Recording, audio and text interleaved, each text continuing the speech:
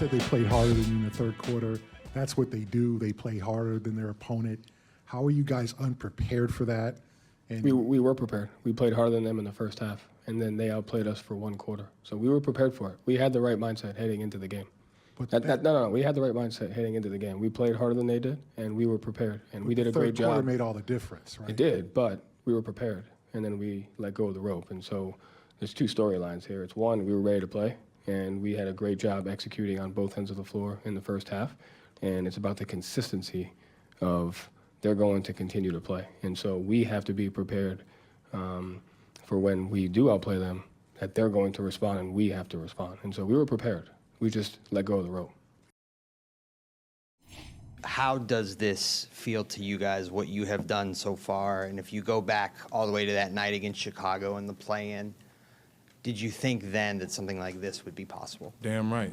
I did. Damn right we did. And the best part about it is we still don't care what none of y'all think.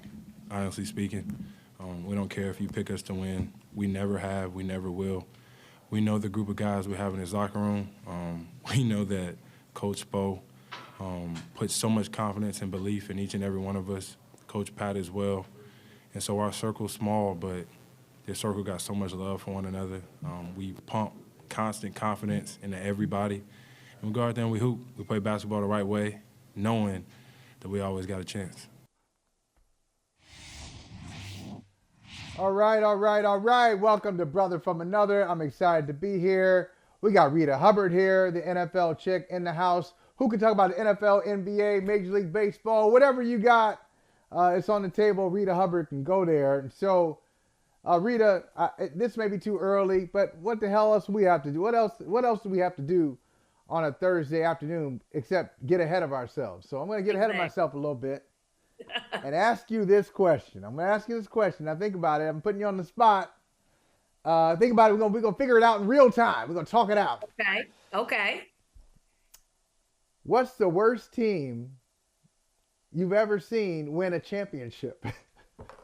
I mean, like, you still, are we talking all across you still the board? look at it. Any sport where you still look at it and say, I can't believe they won that thing. Like for me, I'll just tell you, like, for a couple examples.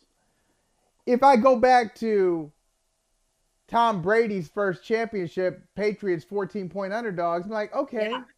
Yeah, at the time, but now I look and I'm like, I didn't know Tom Brady was Tom Brady. So you had Tom Brady, you had Richard Seymour, you had Willie McGinnis, you had some really good players on that team. So yeah, you had a Hall of Fame kicker and Adam Vinatieri, the guy who made the kick is going to the Hall of Fame. But I'm talking about a team where they win a championship 5 years later, 10 years later, you're like, damn, that team won a championship. You got anybody like that? I sometimes, and I know that you're going to think I'm crazy here, but I sometimes still do not understand how the 2000 Ravens won the Super Bowl. I understand that they historically were the best defense we've ever seen. But when you go 5 consecutive games without scoring a touchdown, I think that's pretty disgusting. It's unbelievable. Yes, you have a guy that Matt Stover at the time who, we called him Automatic Matt.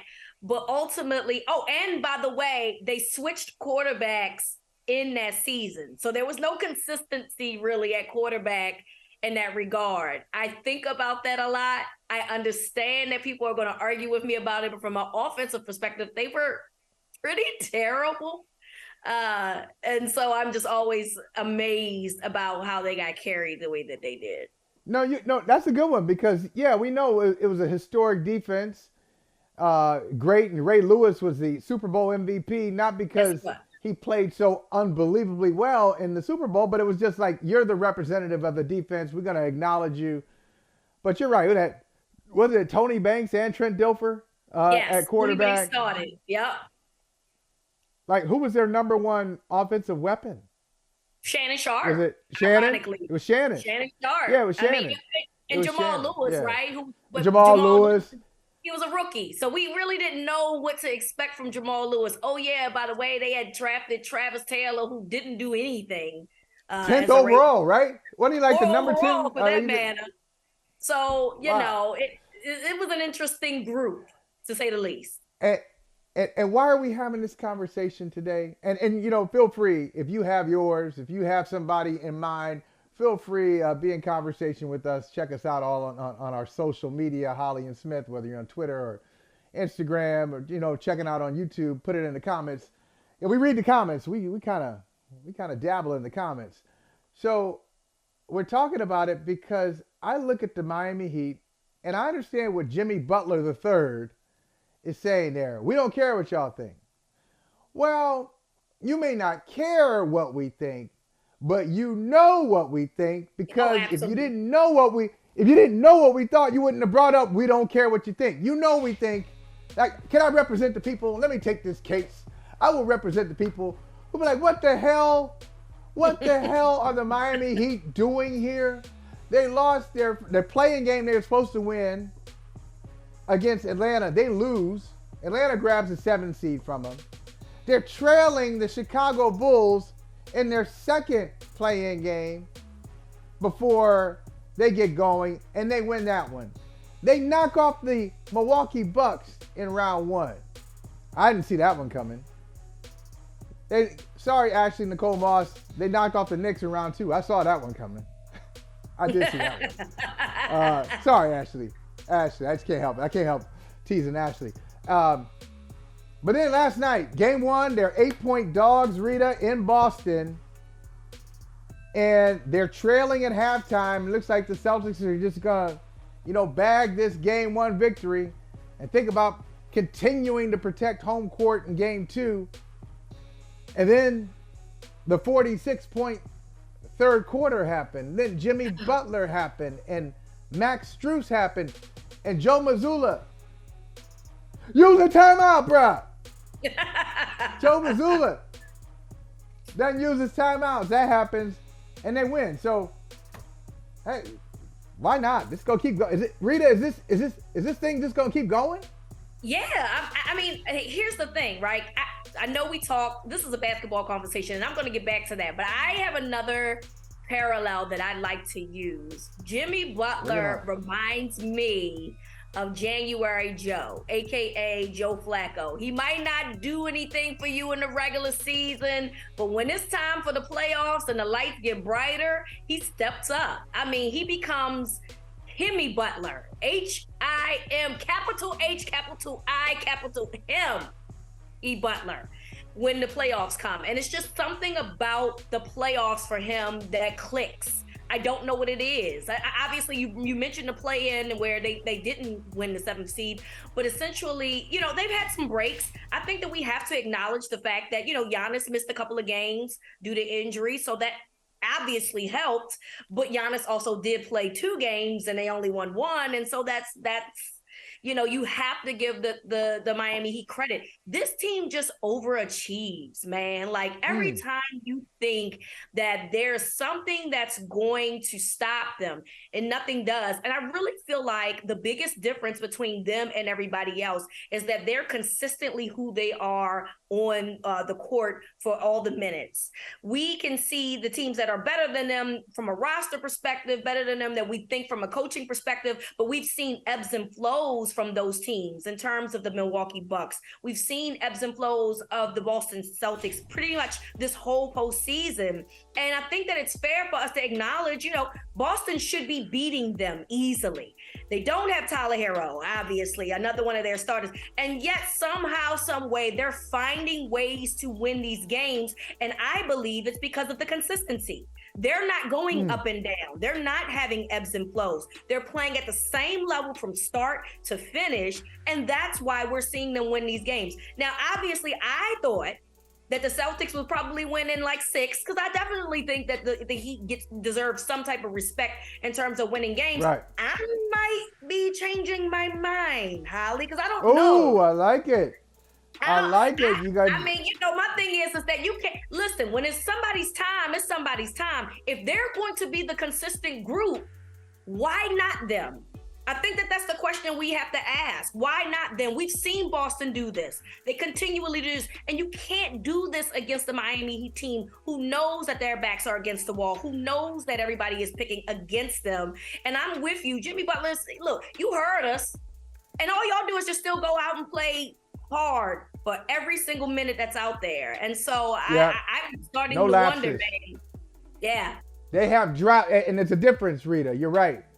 They have droughts, Yep. but they don't have lapses. See the distinction? They have droughts, but they don't have lapses. Because sometimes you're just not going to make shots. Okay, Yep. it happens. You're not going to make shots.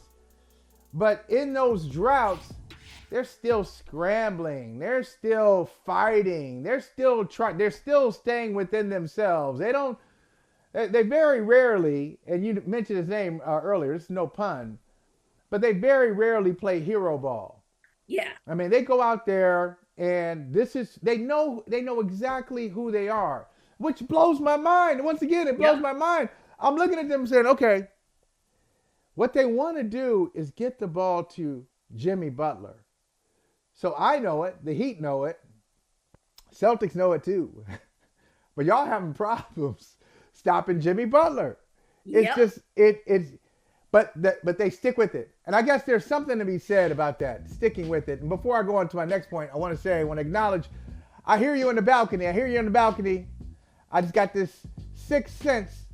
Who's out there? And you're shouting out names of championship teams that weren't really about it. So let's go old school. 1960. 1960. Were you Pittsburgh there? Pirates. Were you there in wasn't. No, no, no. 1960? Because I sure was. No. I wasn't even going I up wasn't. yet. No. I just love ball. I love sports. So All right, 1960 I got it. Pittsburgh Pirates. I've heard the stories that the Yankees actually outscored the Pirates something like 3-1, 4-1. It was ridiculous. Like if you look at the total runs scored in the series, the Pirates got rolled, but the Pirates won the World Series in 1960. They weren't the better team. The Yankees were. We go up to the 80s. Baseball. It happens a lot in baseball. Like the Twins, 1987, right? 85, 87, somewhere in there. But then again, that team had Kirby Puckett. So how can you say a team that has Kirby Puckett is a surprise? But they didn't have much else. And when the Twins won it again in 91, I think, that was another thing where you look at them and go, are they really that good? So I got one more for you. I got one more for bring you it on. too. Bring it on. One more. Since you took it back to before we were even born, I got Take one it back. more. Oh, we going back. You We got- acknowledge everybody. I think this is the 1969 Jets and Colts.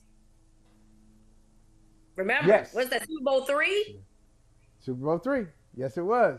They were And, they were 3-score underdogs. And when you look at the team and when you look at Joe Namath, when you look at his Hall of Fame numbers, you're like, oh, okay, this is maybe the Hall of Fame had a different idea of what was Hall of Fame worthy. bad. back then. You know, it's bad. No, Rita, just go ahead and say it's bad. Like, what the hell? Joe, thank you. Thank you for legitimizing, for capturing the spirit of the AFL, but those numbers are not great. But if somebody told me, because I brought this up a while ago to a New Yorker who was a little older and said you had to be there. For Joe Namath, you had to be there to understand it. I said, okay, I will defer and say you had to be there. I wasn't there, so I just look at the numbers and they don't look so hot. But you look back at that team, you got Joe. And if Joe Namath is your guy, well, look at his numbers. Well, okay, I think that qualifies. That's a good one. The 04 Pistons, by the way, do not qualify. 2004 Pistons don't qualify because that's a good team. If you look back, you got Chauncey, you got Rip, you got Ben Wallace, you got Rasheed Wallace. Yeah. You know, you got Tayshaun Prince on that team. Like they were a pretty good team. If you look at it now, they didn't have a bunch of all NBA players, but they had a bunch of really, really good NBA players. And I would say that the 04 Pistons had more overall talent, coached by Larry Brown, had more overall talent than the 2022-23 Miami Heat. I mean, they just might mess around and win this thing. Okay. They might mess around and win it. And Rita, if they go in game 2, and please wake them up if it happens. In game 2, if they go on like a 21-2 run, if you happen to be in Boston Garden, just tap Joe Mazzulla on his shoulder and say, Joe, I don't know if you realize this, Joe. You're the coach. You're allowed. It's amazing. You know what they let you do? Even though you're not playing, they allow you to do this thing with your hand. You can do that. or you can touch your shoulders. Mm-hmm. Just touch your shoulders. Give me 20. Maybe, but that's in the regular season. Maybe you can't get a 20. You got to go T here. You got to go T. How do we feel about his lack of accountability, though, Holley? Like, before the show came on, we heard the sound clip from Mazzulla, and he was like, "Oh, we dominate." They're asking the question because clearly, like, they lost the game, and he's like, "No, we won the game for 3 quarters." Okay. But you allowed 46 points scored on you in that 1/3 quarter, which was nasty business. And you didn't take any accountability of that. And that, to me, I have a problem with that because you are the coach and it is reflective of you. And so ultimately, that's all nice and dandy that you feel like you won 3 out of 4 quarters. But apparently that 1 quarter was that you were down bad enough that you couldn't regain any type of conscience from that. And I just think you have to acknowledge that. I want to hear somebody take accountability. And I just feel like I didn't get that from him last night. Okay, Joe Mazzulla has this thing, and they should work with him. They should work with him.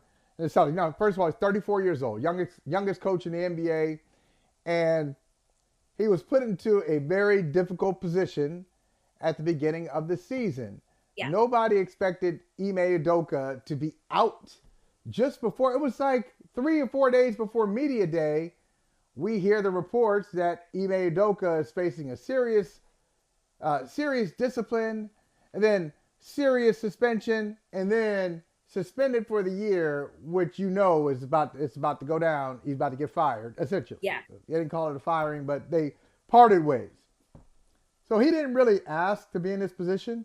He wasn't ready for this. But they got to work with him on this, Rita. He really struggles with this, and this is not unusual for somebody who's not used to the attention.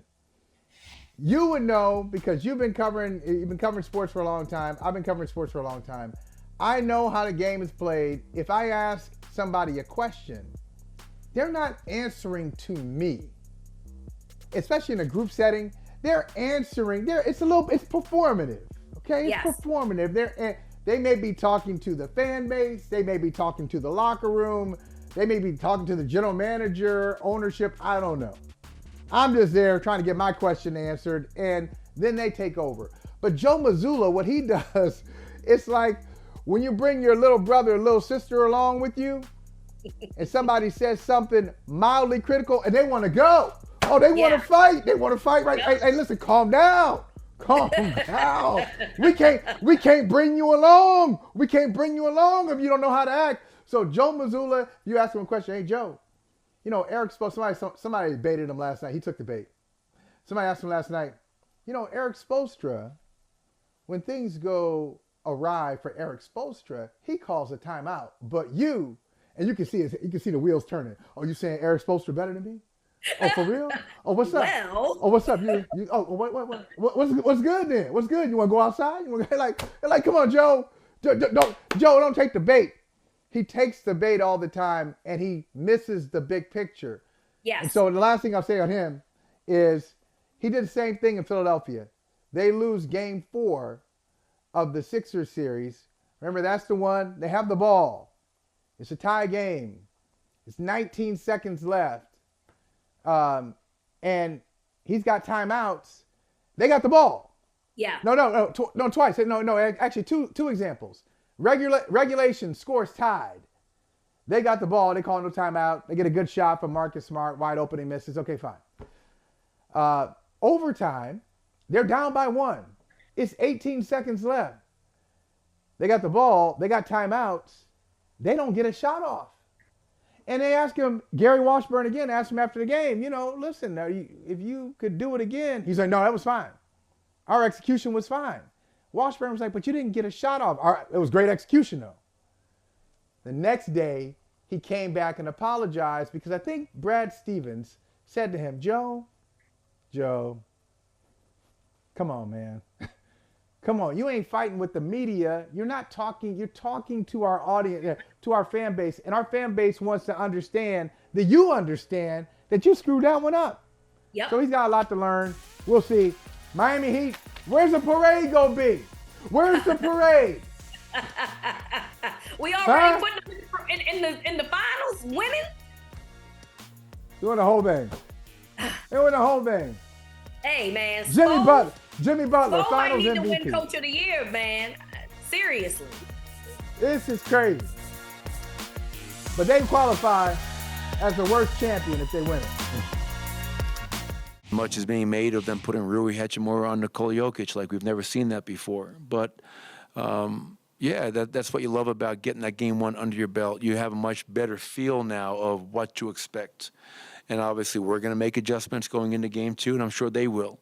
There's this kind of discussion being based that, like, even though the Lakers lost, you know, they're walking out of here last night like they think they've got something.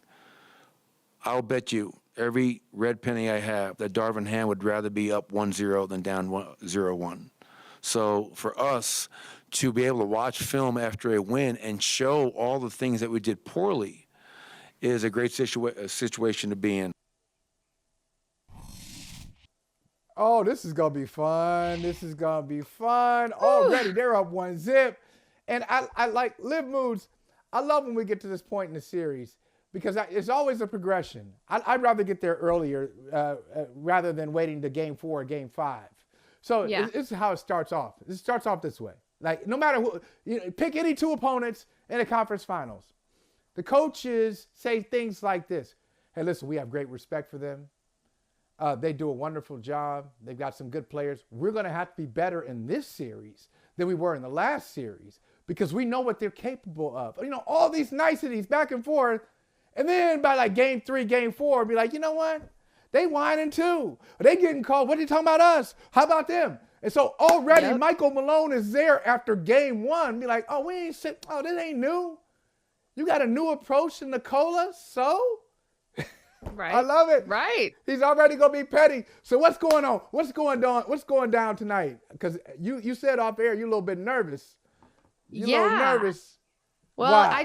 I talk too much trash, to the Lakers fan base. So, I know that they've got receipts probably dating back from their 2-10 start when I said their season was dead. And here we are. They're facing my team that I've been a fan of since I was a little kid. But I'm very excited to watch this game. I think we'll actually get a better idea of what this series is going to look like in game 2 rather than game 1. Listen, a lot of people were like, oh, the Nuggets aren't going to shoot like that again. I totally agree with that. Both of these teams combined for 46% from the 3-point line. I don't think that happens again. They combined for 258 total points. I actually think a lot of the adjustments that we're going to see from both teams is going to be defensively. As great as Anthony Davis was offensively, he got out-rebound 12-1 in the first quarter. So I think defense is going to be a priority here. I think it's a lot lower scoring, but I am, despite them blowing a big lead that they had at halftime, I'm very happy with what this Nuggets team is doing because they've been doing it. This is not new. Lakers fans are like, oh, they got some lucky shots.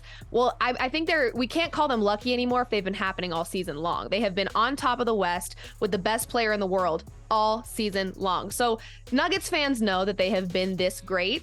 It's not surprising to us. I think the only surprising factor here is that the Lakers were able to turn their season around. So I feel good about the Nuggets, but I do know that the Lakers are going to make some pretty serious defensive adjustments in this game. How concerned were you when you watched how they played defensively, the Lakers, in the second half, and knowing that, Denver literally was making their shots, and yet somehow the game ended up, they only won by 6 points? Yeah, at one point it was a 3-point game. I was sweating. I was making a drink. I was like very, very nervous. But you know what? The word concern as a Denver Nuggets fan when it comes to a blown lead, it really isn't concerning because they do it all the time. This is like a bad habit that this Nuggets team has. They take their foot off the gas and they make you sweat it out. So I think that they know that, and they are now fully aware that not only does this Lakers team make great adjustments post game before the next game, but they make them mid game. Putting Rui on Jokic, they didn't have an answer for that. He shut Jokic down in the second half. So I think that the Nuggets, now knowing that this Lakers team can adapt like that. They can do it at halftime. It's that quick for them. So I think that they'll be fine. I think they'll have an answer for Rui. Jokic will still be Jokic, the greatest player in the world. I'll keep saying it until, I get sick of hearing it, which I never will get sick of hearing it because it is a fact and not an opinion. Mean? Now, hold on. Well, hold on. I know what it means. I know what it means. She's saying that man was supposed to win the MVP for the third consecutive year. That's what she's saying. I got that. You said it, not me. You said it, not me. But that might be what I'm saying. But Liv, you say greatest player in the world. Yep. You mean statistically the greatest player in the world, or you have a draft? You are able to draft all the players. You're starting your team. It's not in Denver. We can't have it in Denver because that's making it too easy. We're going to start your team, and you're going to be in Atlanta. Okay, you're not your number one pick in Atlanta. You have all the players in the league to pick from, and you mean to tell me you pick Nikola Jokic over anybody else? Yes, I would. Listen, everyone's argument against Jokic is the defense thing, and I totally agree. He needs to play better defense. But look at a guy like Jimmy Butler as well. Insane basketball we're seeing from him right now. But if you're just a casual basketball watcher in the regular season, you don't see this. So every good player has a con. Every great player has a con. But when Jokic is on, his pros, to me, he has a longer list of pros than any other player in the league. So yes, give me Jokic every time. Ooh, that's saying a lot now. All right. Yeah, I'm not even mad at that. You know why? I'm not mad at that. I do have to ask though, is this out of bias or you clearly just bias? Whether he played somewhere else, you would feel the same way. Yeah, no, I would feel the same way, honestly, because I actually thought Embiid deserved the MVP last year. And so I was not fully on board with a back-to-back situation for Jokic. And this year, it's effortless, which I think really irritates people. But the reality is it's effortless because he's just insanely great at what he does. Okay, now you said, this is interesting because I wanted to bring this up. Yesterday, talking with Vinny Goodwill, and he was talking about the guys who won MVP since 1984. So since 1984, and he said, yeah, it's 40 years. I said, yeah, it's 40 years, but it's not 40 guys. And I counted today. You know how many players have won the MVP since 1984? It's 23. So 23 players in almost 40 years because you've had, 6 from Michael Jordan, and then you had Steph Curry and Magic, and Larry won 3 straight. But he's talking about, it was hard for him to imagine Jokic getting those 3 straight and not playing in the finals. And so if Jokic makes the finals this year, does that argument go? It seems to be such a weird argument. Okay, like he's 3 wins away. So you didn't want him when you didn't know what his final status was going to be. You didn't want him to win 3 straight. But if he gets to 3 straight now, do some of these voters want to go back and be like, give me my vote back? I don't want to give it to Embiid anymore. He lost in round 2 again. Let's give it to Jokic, who made his first final. I mean, it just seems to be such a flimsy reason. I mean, if he's worthy of 3 straight MVPs, he is, right? Yeah. I mean, to me, I think it's just it goes back to the emphasis that we have on the ring culture. It's all about the rings. It's all about the championships. And it's like, that doesn't take away from this individual player.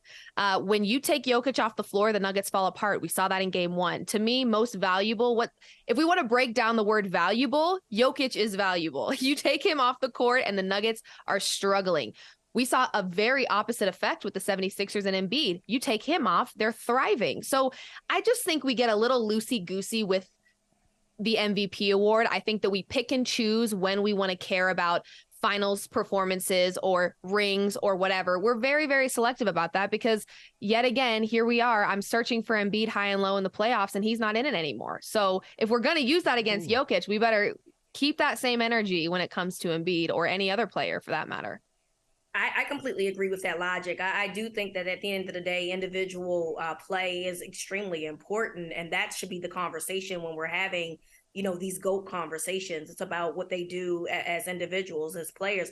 Jokic is he's an anomaly to me because aesthetically, from a physical standpoint, he doesn't look like a basketball player. He kind of looks out of shape. He looks like he doesn't like going to the gym. And yet somehow he's like this dominant force that you just can't stop. So obviously you got game 2 tonight.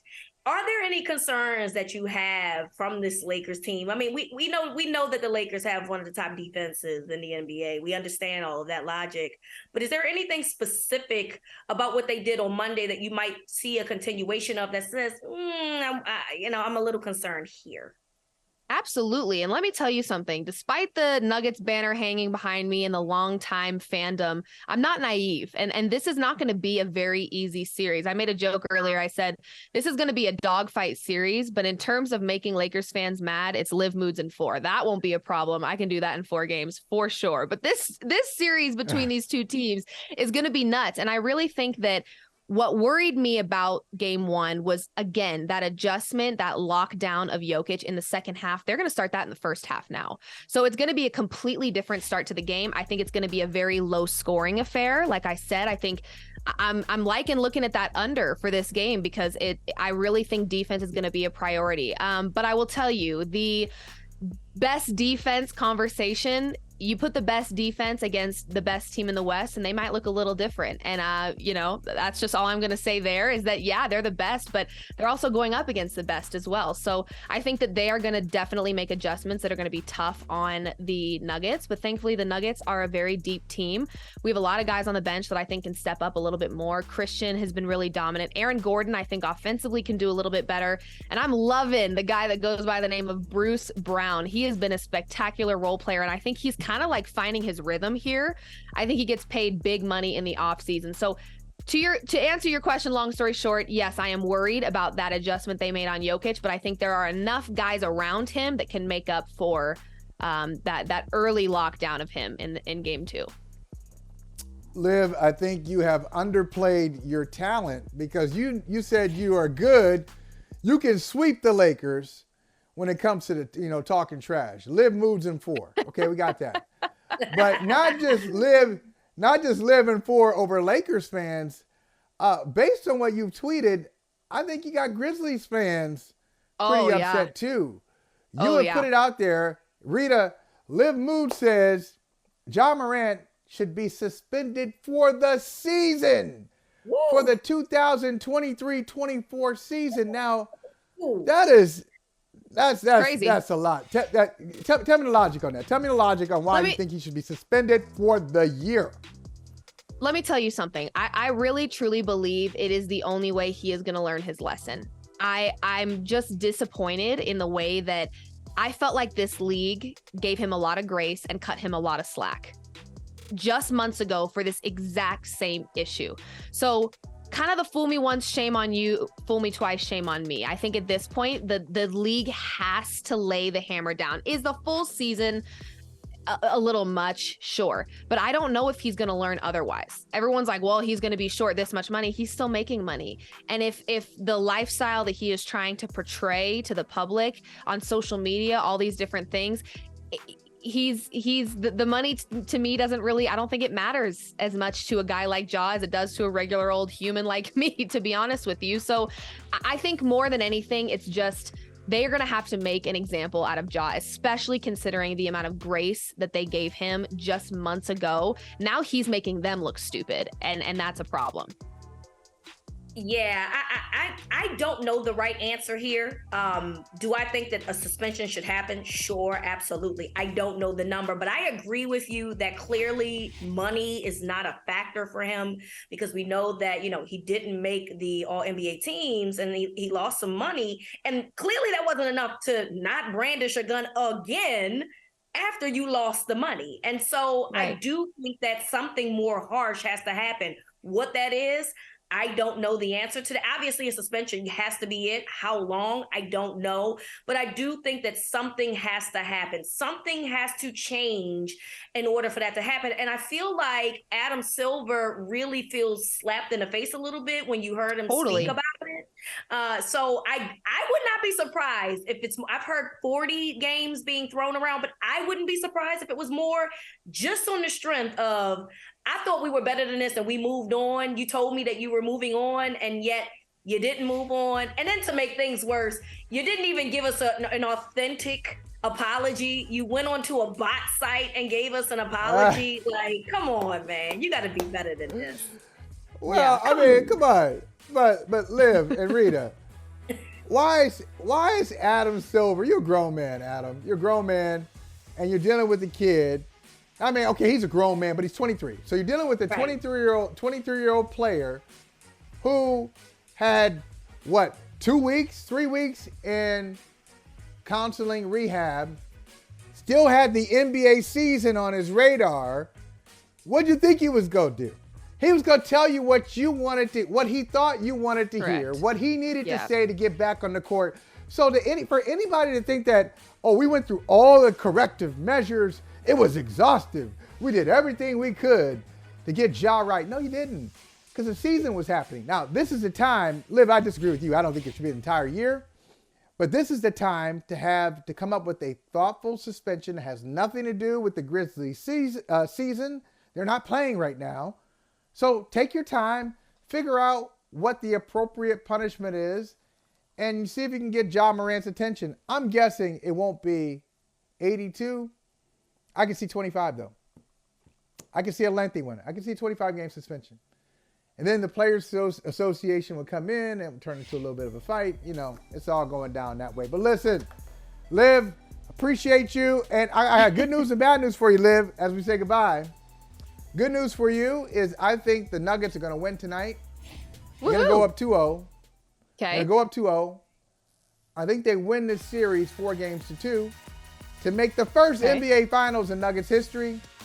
Then Jimmy Butler and the Miami Heat. Oh, here we go. There's the bad news. And Sweep there's 'em. the bad news. There we go. Jimmy Butler in 4. Hey, Liv, Jimmy Butler in 4. I think the West is significantly stronger as a whole than the East is. Oh, So stop that. No, you don't. I'm not going to say no, you that the don't. Nuggets will take it, No, but you I think don't. it won't be a sweep. No sweep. I don't know. I'm just teasing. Always good to see you, Liv. Come Thank back you anytime. for having me. Such a pleasure.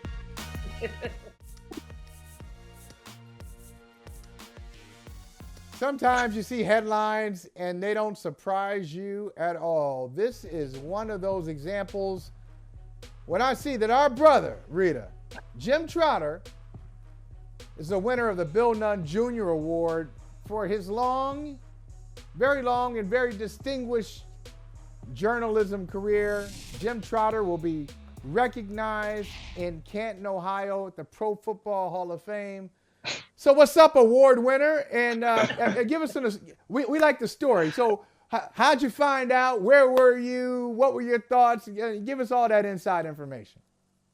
No, well, a few weeks ago, I've been notified I was a finalist. And so I knew there was a vote coming at some point, but I was actually in Chicago for a college football summit with the Athletic. And I received a call late in the night, I think it was Tuesday night, from Calvin Watkins, the president of PFWA, as well as some other folks that I have great respect for. And they told me that I had won this award. And, truthfully, Michael, the first thought, you're humbled by it and you're honored. But part of my thoughts were on the people who were responsible for this, who will never know they were responsible for this. And by that, I mean guys like Ralph Wiley and Brian Burwell, Bill Roden, Jared Bell, who won the award last year. All these guys that sort of set the table for me and other young Black journalists, sports writers who were coming up. If not for Ralph Wiley, I'm not in this business. Reading him back in the day and seeing him be unapologetically Black in terms of his coverage and how he spoke on things. So, I can never be a Ralph Wiley, but in many ways, that's who I tried to model myself after in terms of how I approach this job and what I do. And hopefully from up above, he's looking down saying, you did okay. I think he thinks that you did a fantastic job. And I just want to say, for me, a person that was trying to do media, 15, 16 years ago, I very much followed your career. And so what you did had a lot of aspirations for me, and it had a reflection on what it is that I wanted to do. So I really feel like that this is such a deserving award for you, because I was one of the people that followed your career and just was like, this is what journalism should be about, and sports journalism. So congratulations. Rita, that means so much. And I mean this sincerely. You know this, Michael, when you're in it, you're in it. And so you're not really thinking about all these other things or who you might be impacting. You're simply trying. I'll speak for myself. Every day, I just didn't want to embarrass myself or embarrass those people who helped me get to this point. So you're not thinking about all those other things. And so, for the last 2 days now, to hear people reach out and talk about just me doing my job, what it has meant to them. I mean, it's when I say it's humbling, I mean, it's humbling, because you just don't know that you reach or touch that many people. So, so I thank you, and I thank everyone else who's reached out. It truly means a lot. And you have touched a lot of people. You've done a great job throughout your career. And Jim, if I were looking for somebody, no matter what the profession is, if I'm looking for somebody to work for my company, I'm just going to go with the results, and I'll take it from there. For example, like in other words, you wouldn't have to give me some accelerator program where I have to sit down with candidates so I can be more comfortable with them, because maybe I'm not comfortable with them because they're from a different background, or they have a different skin tone, or a different gender. I mean, this is the biggest bunch of BS. Like, I understand what the league, I guess, is trying to do with their coaching accelerator program, where they sit down, they have a bunch of coaches and sit them with ownership, so ownership can get comfortable with them. Well, damn it, why don't you know what Leslie Frazier's done already? Why haven't you done your homework? You're one of the top people in your profession, and I got to sit down with you so you understand why I'm good. I'm Chris Richard. You have to understand why I'm good. Brian Johnson in Philadelphia. You have to understand me. Look at these names. Like, I'm not even hiring. And I know Pep Hamilton. I know some of these people. I know how good they are. Jim, what are they doing? Michael, it's interesting you say that, because that's the exact column I tried to write last year when they announced this accelerator program. And NFL media turned it into something that was no longer a column and wanted to both sides the issue. Because what I did is I went back and I reached out to coaches who had gone through this before. People think this accelerator program is new. It's not. If you go back to 98, I believe it was, Paul Tagliabue tried to do the same thing and brought a group of black coaches out to an owners meeting in Florida. And I called a half dozen of those coaches who were there on the record, who said it was total BS, that only about 8 owners even stopped to talk to them as they came through the room. And as I wrote this, I couldn't get it printed because now they wanted me to call Paul Tagliabue and see how he felt about it. And I said, what does that have to do with anything? I said, I'm writing a column from the perspective of these men, these black men who went through this. And we fought for like 2 weeks or whatever. At one point I said, just kill the column. I don't have the emotional bandwidth to keep fighting you on it. And then my agent told me, no, it's too important. You need to go forward with it. And so I asked for a meeting with the newsroom leader and my editor. And I said, I want to talk this through so that we can get this done. And we finally get it done to a point where we all agree, okay, we can run it. And then I'm asked by the newsroom leader, well, do you think this is the time to run it? And I said, no, it's not. I said, the time to run it was before the event took place, which is when I tried to run it. We're now 2 weeks out, so it's going to just come out of the blue and make no sense here.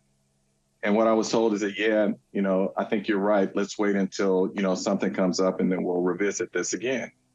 So this is not new. And when you look at the results from last year's accelerator initiative, what do we get? We got one black general manager, and we got a net zero in black coaches. So I get why the league is doing it. And I'm not being critical of the league here. I'm being critical of the owners. Because as you say, if you have to have something like this to learn about who these men are and what they're about, that's on you. That's not on these men, and it's not on the league office. It is on the owners, and it's shameful, in my opinion. There's a couple of problems that I have with all of this, Jim and Holley. First and foremost, you mentioned Paul Tagliabue, who has not been the NFL commissioner in well over a decade. And so you're telling me that this was something that was implemented then, and now it's implemented again, and yet we're still not getting the same, any type of movement or evolution in that regard. So really, what is that saying about the league? And then also, why are there names of people that I'm already familiar with? I mean, Holley already touched in on that, but there are guys that I know very well in terms of coaches that I've seen in numerous jobs with the NFL. What exactly do they have to do now? Because they've already worked for your organization before. Why do they have to go through this program? You should already know something about this person already because they've been an employee. I'm just very confused at what this exactly is supposed to do and why nothing has changed since it was first implemented. Rita, is simply cover. It's cover for the NFL. That's what I believe. It's cover to say we're doing everything we can to promote a level playing field here. And what they're saying without saying it is, this is an owner problem. This ain't a us problem. That's what the league office is saying. So we have done all these things to present these candidates to you, these diverse candidates and whatnot, and you still choose not to hire them. I keep saying this, and I was moderating something at the Rams event a month ago or 2 months ago, whatever it was, and we were talking about Kenny Washington reintegrating the NFL back in '46. And seated next to me was Raheem Morris and some others. And I said at that time, Raheem Morris should be a head coach in the NFL. He should be a head coach now. He has earned that opportunity. I said, but think about it this way. The first black head coach in the NFL was Fritz Pollard back in 1921. I said, we sit here today in 2023, and the number of black coaches has increased by a total of 2 in over a century. Or I should say by 2 by coaches who identify as black, because Mike McDaniel, as we know, doesn't identify as black. So the fact that we had that total has increased by only 2 over the course of a century speaks to me to a culture within the NFL among owners that they simply don't value us or don't think that we can do these jobs or that we should be in these jobs. And until those numbers change, my opinion on that is not going to change.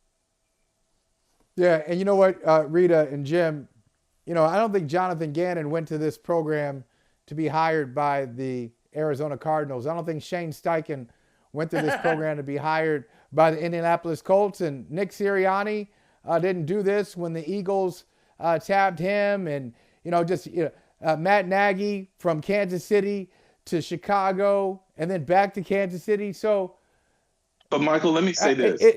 Let me say this just real quick. It is an owner's problem.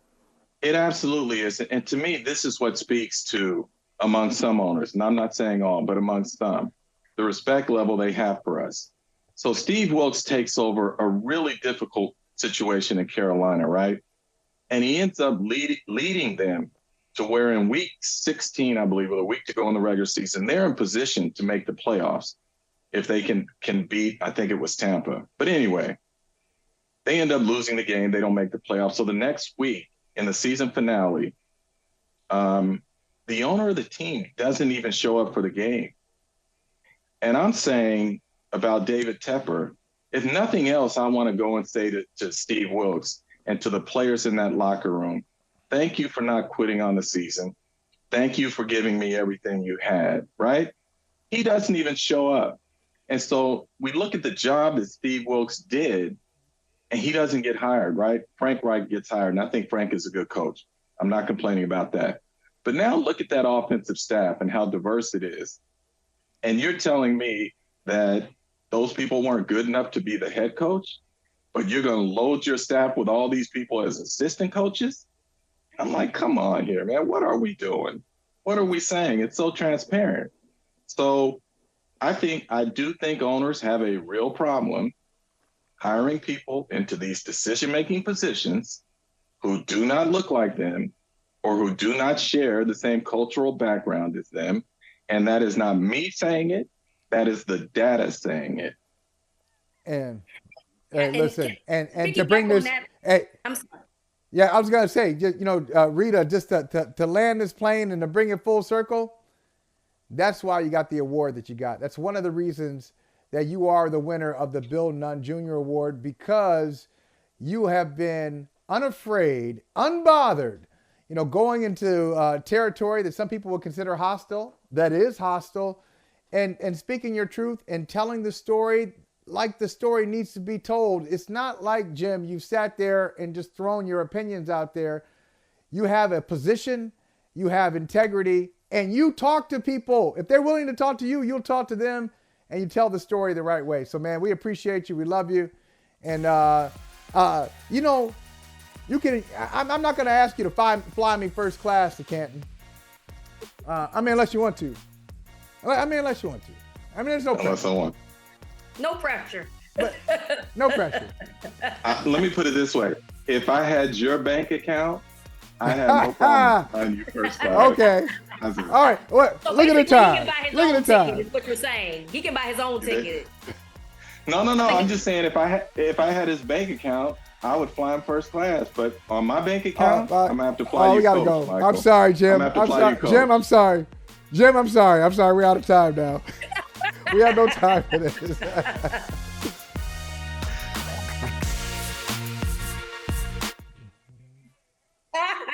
See, there you go. See, I didn't even know that. I didn't even know that. I'm giving them the benefit of the doubt. I didn't realize it was that big. I knew it was big. I didn't know it was that big. I love that, man. I love it.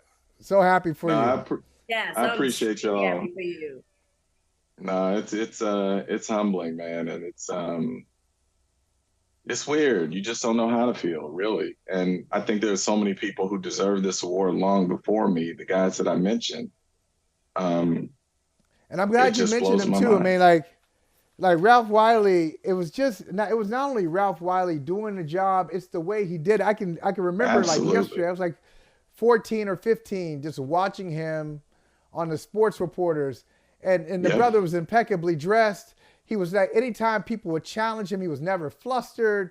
He was a poet in a way. You know what I mean? Yes. So smooth and important for just people watching, trying to get into the business. Yeah, without him, I'm not here. Likewise. So, yeah. All right. I know. He was 52. I'm gonna let you guys. Yeah, he's young. Wow. All right, Jim. I'm gonna let y'all do your thing. Bye, Thanks Jim. for Have having a me. good weekend. Right. Thank you. You too. He thought you can't surprise me.